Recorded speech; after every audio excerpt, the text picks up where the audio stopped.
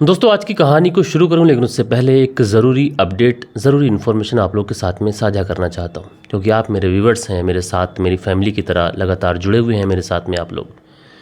तो जो हमने नया वाला चैनल बनाया था उसमें हमने कुछ खास उपलब्धियां हासिल की हैं। मैं यहाँ पे स्क्रीनशॉट लगा रहा हूँ, सामने आप देख सकते हैं। इसमें हमारी 4 से 5 वीडियो ऐसी हैं जो बेहतरीन तरीके से रैंक करके गई हैं। एक वीडियो तो आप देख सकते हैं कि 6 लाख से भी ऊपर चली गई है। बाकी सारे वीडियो आप लोग देखोगे तो आप अच्छे व्यूज़ आप लोग को देखने को मिलेंगे। तो ये चीज़ें मैं आप लोगों से साझा इसलिए कर रहा हूँ कि हो सकता है कि हमारे इस चैनल पर यूट्यूब की तरफ से कोई दिक्कत हो, जो हमारे जो चैनल है, जो वीडियोस हैं वो रैंक नहीं कर पाते हैं। हालांकि मैं टटोलता हूँ, कोशिश करता हूँ कि मेरे वीडियोस में क्या कमी है, कौन सी ऐसी चीज़ें हैं जो मैं भरपूर तरीके से कर नहीं पाता। जब वीडियो शुरू होती है तो शुरुआत में अच्छे खासे व्यूज़ आ जाते हैं, लेकिन कल के दिन जो वीडियो होता है ये 1800 से 2000 ये इसकी रेंज बंद गई है और इससे ऊपर जो वीडियो होता है वो जा नहीं पाता।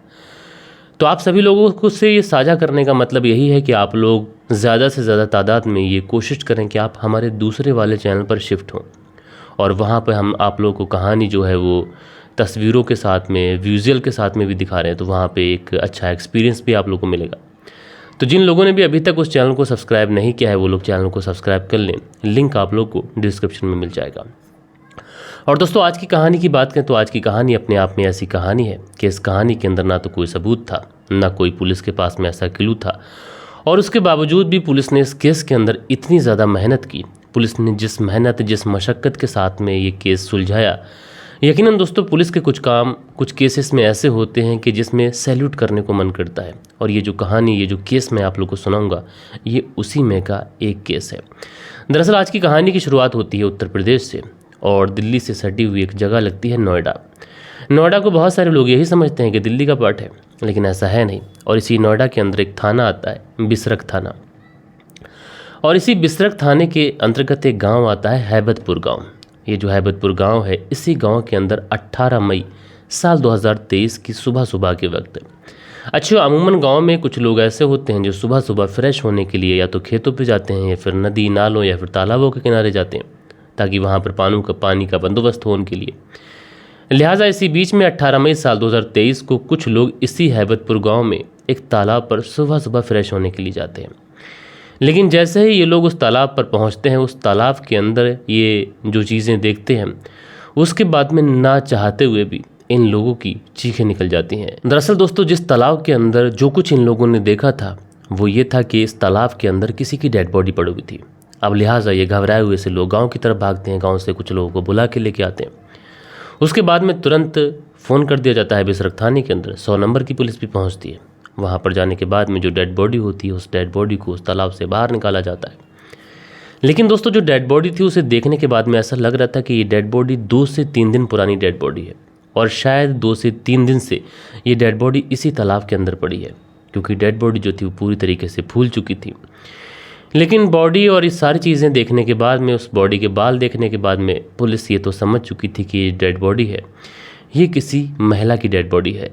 अब दोस्तों पुलिस वालों को देखने से ये तो पता चल रहा था कि डेड बॉडी किसी महिला की डेड बॉडी है, लेकिन किसकी है इसके बारे में पुलिस वालों के पास में भी कोई एविडेंस नहीं था और डेड बॉडी के पास में भी ऐसा कोई एविडेंस, ऐसा कोई पर्चा, ऐसा कोई कागज़ नहीं मिला था। लिहाजा उसके बाद में पुलिस वाले जो थे वो उस डेड बॉडी को लेते हैं, सीधा उसे पोस्टमार्टम के लिए भेजते हैं। अब इधर डेड बॉडी पोस्टमार्टम के लिए भेजी गई थी, लेकिन यहाँ पर अगर कत्ल हुआ था तो कत्ल किसका हुआ था ये पता करना, फिर कत्ल किसने किया था ये सारी चीज़ें पता करना पुलिस का एक तरीके से फ़र्ज़ था। लिहाजा पुलिस भी अपने फ़र्ज़ पर बहुत अच्छे से काम करती है और उसके बाद में जो डेड बॉडी जो थी इसके बारे में आस पड़ोस के लोगों से पूछताछ की जाती है कि कोई ऐसा है जो इस महिला को जानता हो या फिर किसी के घर की कोई महिला गायब हो। लेकिन दोस्तों पुलिस की किस्मत कहें या फिर कुछ और, कि पुलिस जिस तरीके से मेहनत कर रही थी उस तरीके से पुलिस को इस केस के अंदर कामयाबी मिल नहीं पा रही थी। जिस किसी से भी पूछताछ की जाती हर कोई यही कहता कि साहब ना हमारे घर से कोई महिला गायब है और ना हम लोग इस महिला को जानते हैं।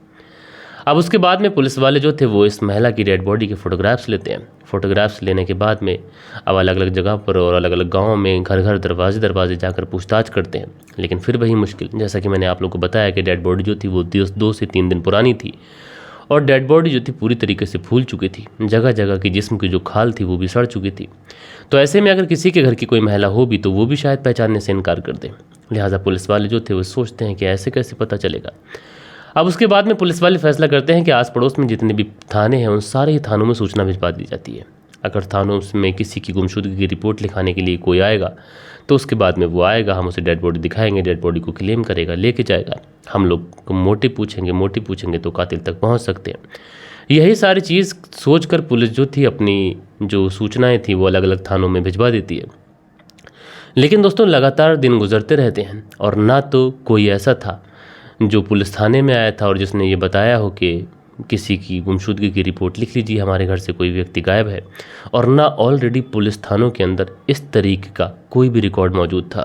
अब दोस्तों समय तो लगातार गुजरता चला जाता, लेकिन पुलिस को दोनों ही तरीके से कोई भी इन्फॉर्मेशन नहीं मिल पाई थी।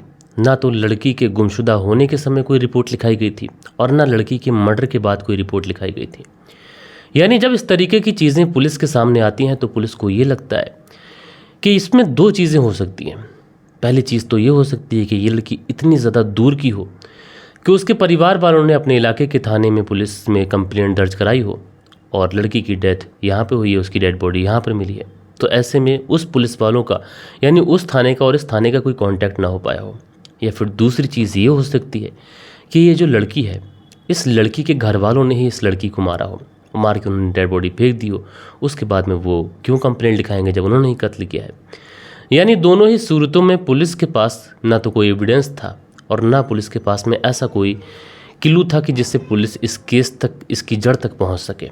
लेकिन पुलिस का महज अंदाज़ा था कि ऐसी दो थ्योरी हो सकती हैं। लेकिन बहरहाल दोस्तों, थ्योरी चाहे जो भी हो, इतना तो साफ था कि पुलिस वालों को इन दोनों ही थ्योरी पे भी अगर छानबीन करनी है तो पुलिस वालों को कड़ी मेहनत करनी पड़ेगी। बहरहाल दोस्तों, पुलिस वालों की जो टीम होती है वो एक बार फिर से अलग अलग पुलिस थाने में फिर से दूर दूर इलाकों में जाके इस तरीके की सूचना पाती है और इस तरीके की सूचना देती है कि इस तरीके से एक लड़की की डेड बॉडी मिली है। अगर किसी की गुमशुदगी की कहीं कोई रिपोर्ट हो तो बिसरख थाने को ज़रूर इत्तला की जाए। लेकिन दोस्तों, इस बीच जो डेड बॉडी पोस्टमार्टम के लिए गई हुई थी, वो डेड बॉडी का जब पोस्टमार्टम कराने के लिए जब डॉक्टर होते हैं उस डेड बॉडी को क्लीन करते हैं, क्योंकि पोस्टमार्टम कराने से पहले डेड बॉडी को क्लीन किया जाता है कि जो डेड बॉडी है वो एक तरीके से साफ़ सफाई हो जाए उसकी, तो पोस्टमार्टम करने में थोड़ी आसानी होती है। अब जैसे ही उस डेड बॉडी की साफ़ सफाई की जाती है तो जो डॉक्टर्स होते हैं वो पाते हैं कि इस महिला के हाथ पर एक टैटू बना हुआ है। अच्छा, जो टैटू बना हुआ है उस पर साफ पता चल रहा है कि एक नाम गुदा हुआ है, और जिस नाम को जब वो डॉक्टर्स देखते हैं तो उस पर लिखा होता है साहिबा। अब जैसे ही डॉक्टर उस नाम को देखते हैं उसका फ़ोटो क्लिक करते हैं। फ़ोटो क्लिक करने के बाद में जो बिसरख थाना के SHO होते हैं अनिल राजपूत जी, उनको भेजते हैं। अब जैसे ही ये सबूत, ये एक नाम पुलिस के पास में आता है, यानी एक आइडेंटिटी पुलिस के पास में आती है कि ये मरने वाली जो लड़की है इसका नाम साहिबा है, तो पुलिस वालों को लगता है कि अब शायद हमारे पास में एक पहचान आ चुकी है। लिहाजा उसके बाद में पुलिस वाले जो थे वो इस टैटू का फ़ोटोग्राफ्स अलग अलग जगहों पर वायरल करते हैं, चाहे सोशल मीडिया हो, प्रिंट मीडिया हो, या फिर व्हाट्सएप ग्रुप हो, या फिर इंस्टाग्राम, फेसबुक ग्रुप्स, हर जगह पर वायरल करती है। कोई ऐसा व्यक्ति हो जो उस हाथ पे गुदे हुए उस टैटू से उस लड़की की पहचान कर सके। और दोस्तों, पुलिस वाले इधर इस पूरे मामले के अंदर अपने अलग अलग जगहों पर जो मुखबिर होते हैं उन मुखबिर को भी एक्टिव करती है। बहरहाल दोस्तों, पुलिस वाले अब इस फोटो को, जो टैटू का फोटो था, उसको वायरल कर चुके थे। फोटो जो था वो अलग अलग व्हाट्सएप ग्रुप में घूम रहा है, अलग अलग फेसबुक ग्रुप पे घूम रहा है, अलग अलग लोगों के मोबाइल फ़ोन पे पहुंच रहा है। इधर पुलिस वाले इंतज़ार कर रहे हैं कि कोई हो ऐसा जो इस टैटू की पहचान करे। लेकिन दोस्तों, इसी बीच में काफ़ी ज़्यादा समय गुजर जाता है, यानी 2 से 4 दिन का समय गुजर जाता है। और इसी बीच में एक शख्स पुलिस के पास आता है। वो शख्स पुलिस के पास आने के बाद में कहता है कि साहब, मैं पेशे से एक दुकानदार हूँ, मैं किराना स्टोर चलाता हूँ, लेकिन मैं इस टैटू को जानता हूँ। अब जैसे ही पुलिस वाले ये सोचते हैं कि, ये सुनते हैं कि तू टैटू को जानता है, तो उसके बाद में पुलिस वाले पूछते हैं कि तुमने टैटू को कहाँ देखा, कहाँ पर देखा, और ऐसा तुम कैसे जानते हो इसको। तो जो दुकानदार होता है वो कहता है कि देखो साहब, मैं कंफर्म तो नहीं हूँ, मैं आपसे कह दूँगी ये टैटू उस घर का है, उस घर की लड़की है, और आप जाके वहाँ पर दबिश डाल लें और वहाँ पर ऐसा कुछ हो ना, बाद में मेरी बदनामी हो, मेरा नाम खराब हो। लेकिन हाँ, इतना ज़रूर पता है कि इस तरीके का टैटू मैंने देखा ज़रूर है। अब पुलिस वाले पूछते हैं उससे, ठीक है, कम से कम तुम बताओ इस टैटू को तुमने कहाँ देखा।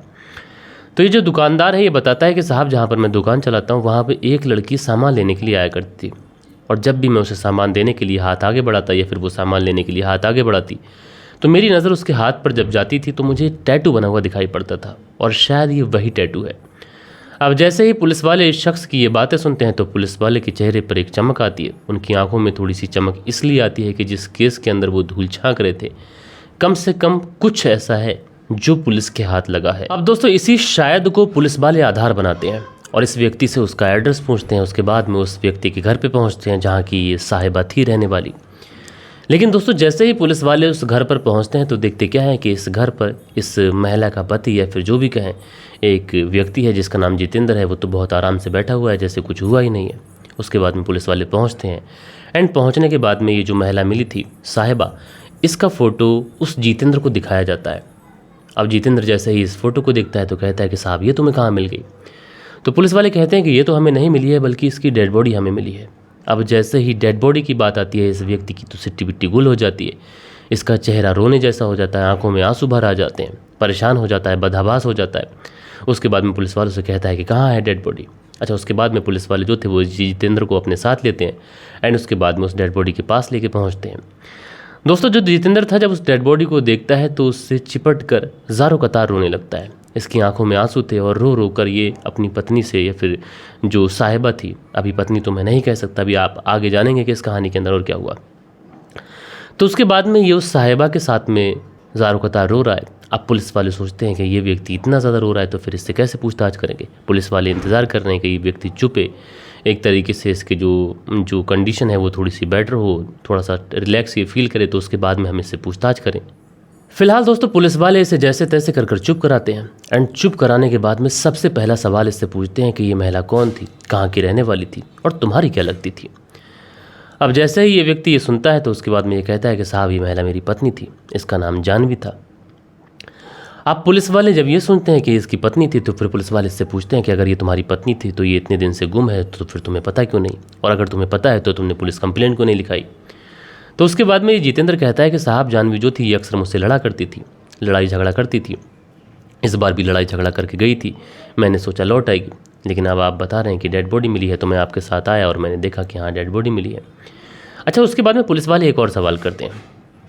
पुलिस वाले पूछते हैं कि अगर इसका नाम जानवी है तो इसके हाथ पर साहिबा क्यों लिखा हुआ है।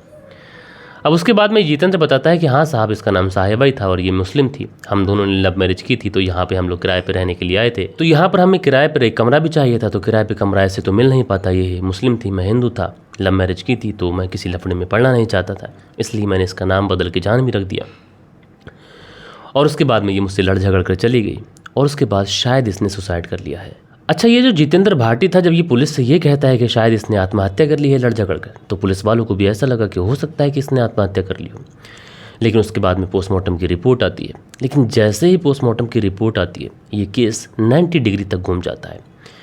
दरअसल जिस केस को पुलिस वाले भी इस जितेंद्र भाटी की बात मानकर सच समझ रहे थे और पुलिस को लग रहा था कि इसने आत्महत्या कर ली होगी, दरअसल ये तो सीधा सीधा मर्डर केस था। और मर्डर भी ऐसा नहीं बल्कि तीन चीज़ें ऐसी थीं जो इसमें दिखाई पड़ी। पहला ये कि इस महिला की हाथ की नस काटी गई और उसके बाद में इसका गला दबाया गया और उसके बाद में इसे पानी में फेंक दिया गया। अब जैसे ये तीनों चीज़ें जुड़ी और साथ के साथ इस महिला के पेट से शराब भी मिली तो ये चीज़ें क्लियर हो चुकी थी कि मर्डर किया गया और मर्डर भी बहुत ज़्यादा बेरहमी के साथ में किया गया है। अब पुलिस समझ चुकी थी कि जो जितेंद्र भाटी है ये पुलिस को गुमराह करने की कोशिश कर रहा है, पुलिस को मिसलीड करने की कोशिश कर रहा है, और अगर इस केस के अंदर कोई कुछ बता सकता है तो ये जितेंद्र भाटी ही बता सकता है, क्योंकि यही पुलिस से कह रहा है कि उसने आत्महत्या की है। जबकि यहाँ पर तीन चीज़ें ऐसी मिल रही हैं कि जो एक आत्महत्या में यूज़ नहीं की जा सकती, यानी पहले नस काटना, फिर गला दबाना, फिर पानी के अंदर फेंक देना ले जाके। लिहाजा पुलिस वाले इस जितेंद्र भाटी को अब सामने बिठाते हैं और फ्रंट सीट पर बैठाने के बाद में जब इसे सख्ती से पूछताछ करते हैं तो जितेंद्र भाटी के ऊपर जो भूत सवार था और जो थोड़ा सा झूठ और जो थोड़ा सी गुमराही वो कर रहा था, जो रोने धोने का नाटक कर रहा था, वो सारी चीज़ें दूर होती हैं, वो सारी चीज़ें भाग जाती हैं और जितेंद्र भाटी जो था ये पुलिस की सख्ती के सामने टूटता है और उसके बाद में सारी चीज़ें तोते की तरह बताता है। जो जितेंद्र भाटी होता है ये पुलिस को बताता है कि साल 2022 में मैं एक दिन इंस्टाग्राम चला रहा होता हूँ। जब ये साल 2022 में इंस्टाग्राम चला रहा होता है तो स्क्रॉल करते करते इसकी नज़र एक आईडी पे पड़ती है और ये आईडी होती है साहिबा खान नाम की। अब साहिबा खान नाम की आईडी होती है तो उसको खोल के देखता है। जब उसमें खोल के देखता है तो अलग अलग अच्छे फोटोग्राफ्स, उन फोटोग्राफ्स को ये लाइक करता है, कभी कभार हाय हेलो के मैसेज भी भेजता है। अच्छा, जब इतने सारे फ़ोटो ये लाइक करता है, हाय हेलो के मैसेज भी भेजता है, तो कहीं ना कहीं साहिबा खान भी इसके मैसेज का रिप्लाई करती है।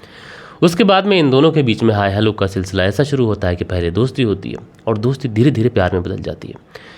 लेकिन दोस्तों दोस्ती प्यार में तो बदल चुकी थी, लेकिन इन दोनों के बीच में सबसे बड़ी कॉम्प्लिकेशन ये थी कि जो साहिबा खान थी ये मुस्लिम थी और जो जितेंद्र भाटी था ये हिंदू था। अब दोनों के परिवार वाले इस शादी के लिए तो सहमत होते नहीं, इसलिए चूंकि ये दोनों गाज़ियाबाद के रहने वाले थे तो वहाँ से घरों से भागते हैं अपने। उसके बाद में एक मंदिर में जाके शादी करते हैं और गाज़ियाबाद में ही सुदामापुरी में ये लोग रहने लग जाते हैं। अब शादी के बाद में थोड़ा समय गुजरता है। जो जितेंद्र भाटी था ये कैब ड्राइवर था, तो उस हिसाब से इसकी सैलरी भी उतनी थी नहीं कि जिससे जो दोनों लोग हैं वो अच्छे तरीके से अपनी खुशियाँ भी पूरी कर सके। यानी एक गुजारा हो सकता था, शौक़ पूरे नहीं हो सकते थे। इस तरीके की जितेंद्र भाटी की सैलरी थी। लेकिन दूसरी तरफ ये जो लड़की थी साहिबा खान, इसके शौक़ बड़े थे। इसके मेकअप इसको बहुत ज़्यादा चाहिए था, क्योंकि जितने भी फ़ोटोग्राफ्स इसने इंस्टाग्राम पर पोस्ट किए हुए थे वो सारे के सारे फ़ोटोग्राफ्स इसने मेकअप की आड़ में ही बनाए थे। और बाद में जितेंद्र भाटी को ये भी पता चला कि जो साहिबा खान है ये उम्र में उससे तकरीबन 10 साल बड़ी थी और देखने में भी उतनी कुछ खास थी नहीं, बस मेकअप का कमाल था। लेकिन अब क्या हो, शादी तो हो चुकी है, लेकिन अब इसके इंस्टाग्राम से भी जितेंद्र भाटी को प्रॉब्लम होने लगी थी। इस बात को लेकर आए दिन इन दोनों के बीच में झगड़ा होता। झगड़ा इस कदर बढ़ चुका था कि अब इन दोनों के बीच में कई दिन तक बातचीत नहीं होती तो इन दोनों के बीच में कहीं ना कहीं नफरत घर कर चुकी थी। लेकिन इस बीच में जो साहिबा खान थी जितेंद्र भाटी से ये भी कहती है कि तुम उसे उसके घर लेके चलो, ऐसे हम लोग कब तक अकेले रहेंगे। लेकिन जो जितेंद्र भाटी था ये साहिबा खान से कहता है कि देखो मैंने तुमसे शादी ज़रूर की है, लेकिन मेरे फैमिली वाले तुम्हें कभी भी एक्सेप्ट नहीं करेंगे। लेकिन साहिबा खान कहती है कि एक्सेप्ट करेंगे, तुम बस उनसे बात तो करो, मैं उनको खुश करने की तमाम कोशिशें करूँगी। लेकिन दोस्तों जो जितेंद्र भाटी होता है वो कहता है ठीक है, समय आने पर हम लोग सोचेंगे। उसके बाद में 1 मई साल 2023 को जितेंद्र भाटी जो होता है ये इस सुदामापुरी को छोड़ता है। उसके बाद में बिसरख थाना जो ग्रेटर नोएडा में आता है वहाँ का रुख करता है और वहीं पर हैबतपुर गांव में ये किराए का कमरा लेता है और वहीं पर जाने के बाद में इस साहिबा का नाम बदल कर ये जान भी रख देता है। अब ये वहाँ पर रहता है, लेकिन वहाँ पर भी इन दोनों के बीच में आए दिन खटास, आए दिन लड़ाई झगड़े, ये सारी चीज़ें चलती रहती हैं।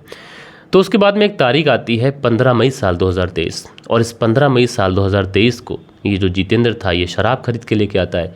चूँकि साहिबा खान जो थी, साहिबा उर्फ जान भी, ये भी शराब की बहुत ज़्यादा आदी थी, इसको भी शराब की लत थी, तो ये पहले बैठ कर शराब पीते हैं। शराब पीने के बाद में जो साहिबा थी इसको जितेंद्र ज़्यादा शराब पिलाता है। उसके बाद में ये जब काफ़ी ज़्यादा नशे में टल्ली हो जाती है तो उसकी हाथ की नस काटता है। उसके बाद में गला दबाता है, उसकी हत्या करता है और उसके बाद में इसी हैबतपुर गांव में एक तालाब में ले जाकर उसकी डेड बॉडी को फेंक आता है। ये सोच रहा था कि यहाँ पर आकर उसे महज 15 दिन हुए हैं, ना उसे कोई जानता है, ना इस साहिबा खान को कोई जानता है। अगर डेड बॉडी लोगों को मिल भी जाएगी या पुलिस तक भी पहुँच जाएगी तो भला पुलिस को भी क्या गर्ज रहेगी कि पुलिस छानबीन करेगी। और दूसरी चीज़ ये है कि हमें कोई जानता भी नहीं है। और इसी वजह से जो जितेंद्र भाटी था ये अपने ही रूम के अंदर बड़ी मस्ती से अपनी ज़िंदगी गुजार रहा था। लेकिन दोस्तों इसी बीच में इसे क्या पता था कि एक दुकानदार पहुंचेगा पुलिस के पास में और वो इस टैटू के आधार पर पहचान लेगा। दरअसल जो साहिबा थी ये दुकान पर अक्सर जाया करती थी। 10 से 15 दिन के अंदर साहिबा उस दुकान पर इतनी बार गई थी, कभी दूध लेने, कभी चीनी लेने, कभी पत्ती लेने, कभी कुछ और सौदा लेने, कभी दाल लेने, कि कहीं ना कहीं उस दुकानदार को वो टैटू बहुत अच्छी तरीके से याद था। और दुकानदार पहले तो सोच रहा था कि वो इस बारे में पुलिस को ना बताए, क्यों वो झमेले में पड़े। लेकिन जब उसको यकीन हो गया कि ये वही लड़की है और ऊपर से इतने दिनों से दिख भी नहीं रही है, तो आखिरकार वो पुलिस के पास में गया और उसके बाद में इस पूरे केस का खुलासा हुआ। तो ये कहना को अगर देखा जाए तो ये केस बहुत ज़्यादा इंटरेस्टिंग भी था। एक ऐसा कातिल जो कत्ल कर अपने कमरे में बहुत आराम से चैन की नींद सो रहा था, खाना पीना खा रहा था, उसको नहीं पता था कि वो इस तरीके से भी पकड़ा जा सकता है। लेकिन दोस्तों जैसा कि मैं हमेशा आप लोगों से कहता हूँ कि कातिल कितना ही चालाक हो, कितना ही सतर्क हो, कितना ही क्लेवर हो, पुलिस जब अपनी पे आती है तो भले ही चाहे कोई पुलिस के सामने ये कहने वाला ना हो कि इस केस को सुलझाओ, उसके बावजूद भी पुलिस उस केस को सुलझाती है। यहाँ पे तारीफ़ करनी होगी बिसरख थाना के जो SHO होते हैं अनिल राजपूत जी। उन्होंने जितनी ज़्यादा सीरियस तरीके से इस केस को लिया, यकीनन ये काम सैल्यूट करने लायक है। बहरहाल दोस्तों आप लोग इस पूरी स्टोरी को किस तरीके से देखते हैं अपनी राय नीचे कमेंट्स में ज़रूर से ज़रूर दीजिएगा। कल के दिन आप लोग के कुछ बेहतरीन कमेंट्स हैं, वक्त होता है कि आप लोग के कमेंट्स पढ़ लिए जाएं। सो दोस्तों कल के दिन जो कमेंट्स आए थे इसमें मंसूरी भाईजान लिखते हैं, मलिक भाई जी हम आपको सऊदी अरब से सुनते हैं, भाई जी आपकी कहानी सुनाने का अंदाज़ अच्छा है। तो मंसूरी भाईजान जी मेरे भाई शुक्रिया आपका। दिनेश कुमार हैं, लिखते हैं बहुत बढ़िया कहानी सुनाते हैं भाई। उसके बाद में दिनेश कुमार जी का अगला कमेंट्स है, कई सारे कमेंट्स दिनेश कुमार ने किए हैं। उनकी पत्नी जो उनकी वाइफ हैं ये दोनों हमें अल्मेटी कजाकिस्तान से सुनते हैं। शाहबुद्दीन जी सुनते हैं कहानी। बालिश बिहारी हैं, लिखते हैं मलिक साहब जी नमस्कार सर जी, अब तो आपको गर्मी से राहत मिल गई होगी। आई न्यू बारिश हो रही है और सर जी थैंक यू। तो बालिश बिहारी जी हाँ गर्मी से राहत मिल चुकी है, बारिश हो रही है और अब तो रात को ना AC की ज़रूरत पड़ती है ना कूलर की, पंखे से ही काम हो जाता है। धीरज सिंह लिखते हैं जय श्री राम मलिक भाई। तो धीरज सिंह जी बहुत बहुत शुक्रिया आपका। दिनेश कुमार आगे लिखते हैं नमस्कार मलिक भाई बहुत बढ़िया कहानी है। दिनेश कुमार जी शुक्रिया। अंसारी अली हैं, लिखते हैं मलिक सर, कुवैत और इंडिया के टाइम में फ़र्क है। कहानी तो सुनते हैं पर कमेंट्स करने में देर हो जाती है। हम बड़ी मुश्किल से टाइम निकाल कर आपकी कहानी सुनते हैं कुवैत से। तो अंसारी अली जी, मैं जानता हूँ कि बाहर रहकर टाइम निकाल पाना कितना ज़्यादा मुश्किल होता है, मैंने भी जॉब की है। उसके बाद में मनदीप वर्मा की पत्नी प्रादीप वर्मा जलंधर पंजाब से कहानी सुनती हैं। आदिल परवेज़ कहानी सुनते हैं, बहुत बहुत शुक्रिया। शरियन शर्मा लिखते हैं, बहुत खूब मलिक भाई, शुक्रिया मेरे भाई। उसके बाद में विकास गुप्ता हैं, लिखते हैं जयराम जी की भाई, आपकी आवाज़ में कहानी सुनने का मज़ा ही कुछ और है। आज मेरी बेटी का जन्मदिन है, उसका नाम काव्या है, प्लीज़ उसका नाम लेकर उसे विश कर दीजिए। तो विकास गुप्ता जी, आपकी जो बिटिया है काव्या, उनको उनके जन्मदिन की ढेर सारी बधाइयाँ मेरे तमाम व्यूवर्स की तरफ से, मेरी फैमिली की तरफ से और मेरी तरफ से। और मैं कामना करता हूँ कि जो बिटिया है उम्र दराज हो, माता पिता का नाम रोशन करे, जीवन में खुशहालियाँ जो हैं वो उसके कदम चूमें। सचिन चौधरी जी कमेंट्स करते हैं, मंसूरी भाईजान जी कमेंट्स करते हैं, शुक्रिया मेरे भाई। शादाब अंसारी हैं, लिखते हैं आपका अंदाज़ बहुत अच्छा है, मैं दुआ करता हूँ कि आपको कामयाबी मिले, शुक्रिया मेरे भाई। मंसूरी भाईजान जी कमेंट्स करते हैं। नरगिस बानो हैं, लिखती हैं अस्सलाम वालेकुम भाईजान। तो नरगिस बानो जी, शुक्रिया आपका। मोहम्मद इमरान हैं, लिखते हैं मोहम्मद इमरान फ़तेहपुर से कहानी सुनते हैं। उसके बाद में रहमतुल्लाह अंसारी हैं, कमेंट्स करते हैं। मोहम्मद राशिद हैं, लिखते हैं आज की स्टोरी कुछ अलग थी, शुक्रिया मेरे भाई। मंसूरी भाईजान लिखते हैं गुड जॉब भाई जी, शुक्रिया।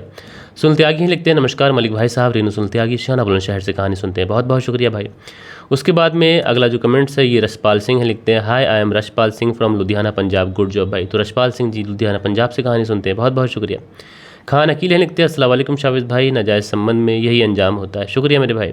अंसारी सुहेल लिखते हैं अस्सलाम वालेकुम जनाब, सलामत रहिए, कुवैत से कहानी सुन रहे हैं। कुछ भी हो, किसी को किसी की जान लेने का कोई हक नहीं है। बहुत अच्छी बात कही आपने, मैं सैल्यूट करता हूँ आपके कमेंट्स को। साजिद खान लिखते हैं मलिक भाई, ज़बीउल्लाह सिद्दीकी मुंबई से आपकी स्टोरी सुनता हूँ। रोज़ रोज़ क्या कमेंट्स करूँ समझ में नहीं आता, इसलिए मैं रोज़ कमेंट नहीं करता हूँ। ज़ैबुल्लाह सिद्दीकी जी बहुत बहुत शुक्रिया, आप कुछ भी लिख दिया करें, हार्ट्स बना दिया करें। दिनेश कुमार है, लिखते हैं भाई मैं और मेरी वाइफ आपको अलमेटी से सुनते हैं, शुक्रिया आपका। उसके बाद में चन्ना राम है, लिखते हैं नाइस स्टोरी, चन्ना राम गुड़गांव से कहानी सुनते हैं, बहुत बहुत शुक्रिया भाई। नसीर अहमद है, लिखते हैं अस्सलाम वालेकुम शाविज़ भाई, आप किसी के को क्या बोलें शाविज़ भाई, मॉडर्न ज़माना है, किसी पर दो बात बोलो चार सुनना पड़ता है। बहुत अच्छी बात कही आपने। उसके बाद में मुशाहिद खान है, लिखते हैं लड़के का कसूर ज़्यादा था, गाने के दीवाने हैं, लिखते हैं सर मैं 2 दिन से नोटिस कर रहा हूँ कि आप मेरा कमेंट्स भूल जाते हैं, सिर्फ नाम लेते हैं। तो क्या होता है कि जिस दिन कमेंट ज़्यादा होते हैं तो उस दिन मैं नाम ले लेता हूँ, तो खैर माफ़ी चाहता हूँ आपसे।